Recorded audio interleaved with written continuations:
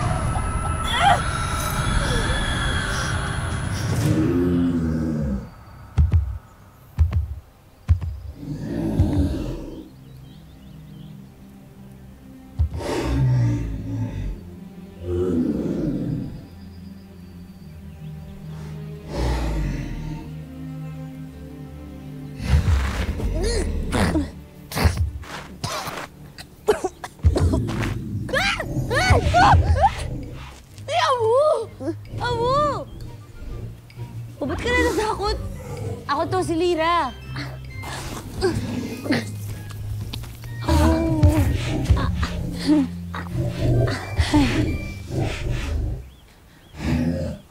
Nagtagumpay tayo, Lyra.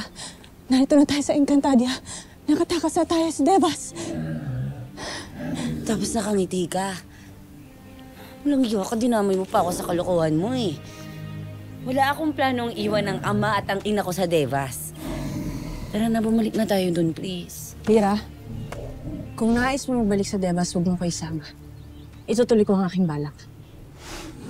Hahanapin ko si Ada at si Gaia. Lyra! Miss kita, oh. Bye. Lyra! Alam mo bang kasing edad mo lang si Tera nung nakilala ko siya noon?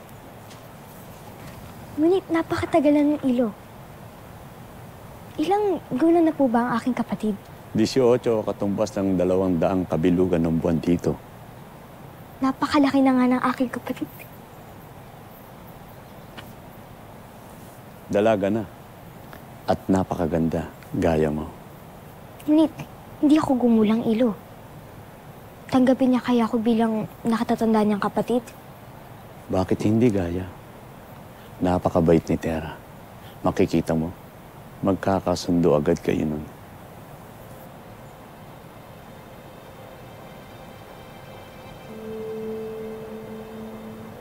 Doon ang Adamya. Kay Imaw una tayong paparoon upang makibalita. Palagay ko'y naroon na tayo bago magdilim.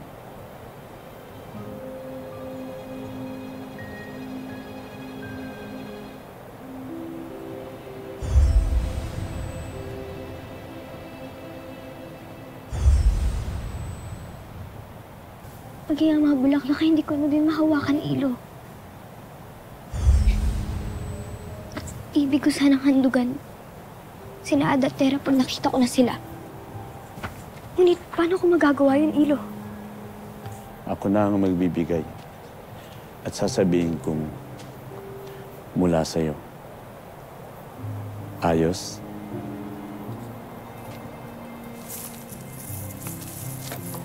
Ngunit paano ko po sila maiyakap, ilo? Yun lamang ang aking nais at pangarap ko. Ang muling mayakap ang aking Ada at ang aking kapatid. Ngunit, paano ko magagawa yun, ilo? Maaari ko rin yakapin si Danaya at si Tera para sa'yo. Iba pa rin kasi, ilo, kung ako yung iyakap sa kanila eh. Ngunit, tiyak natatagos lamang ako sa kanila. Kaya paano ko po sila mayayakap ng ubod ng higpit kung hindi maaari? Gaya, kahit iptri ka na, hindi naman mawawala ang iyong yakap. Hindi na nga lang sa pamamagitan ng iyong bisig, kundi yayapusin mo sila, Danaya, at Tera sa iyong puso. At tiyak na mararamdaman ka nila.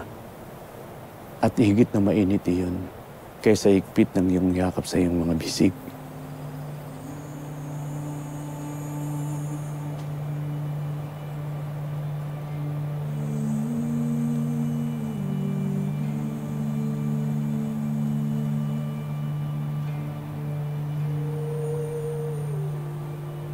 Sana ngayon pa lang, paramdaman na nila Ada at Tera ang aking yakap.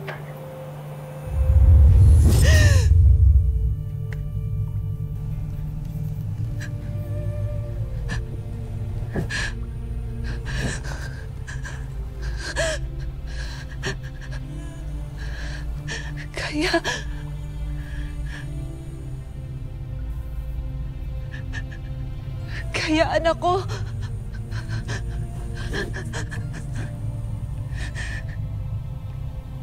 bakit bigla kitang naalala?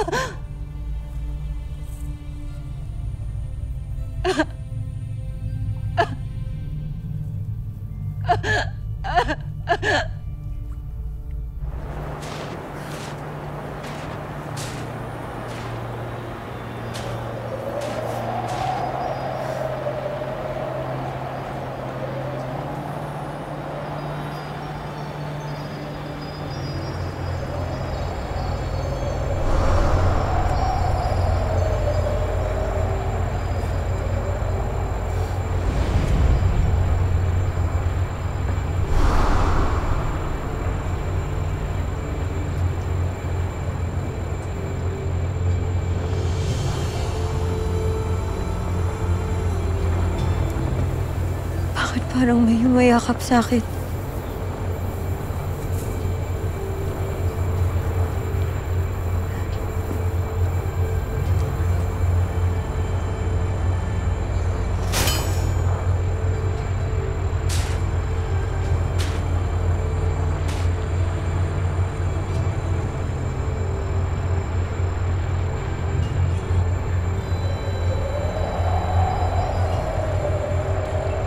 Nanay Danaya. Nanay, ikaw ba itong yumayakap sa akin? Tumakas si Mira kasama si Lira. Hahabulin at darakpin sila ng mga kampon ng Balaang.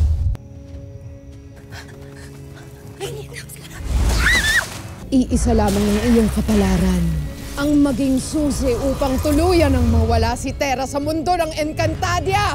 Hindi mo mababago ang nasa tabi. Ikaw ay matatalo at mapapastan ng aking anak na si Tera. Nagagalak akong ikaw ang una kong nakita rito sa Lireo.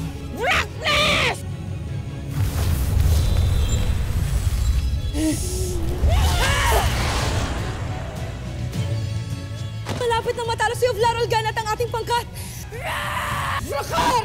Ikaw ay bigla na lamang maglalaho sa buong Encantadia na tila isang masamang alaala.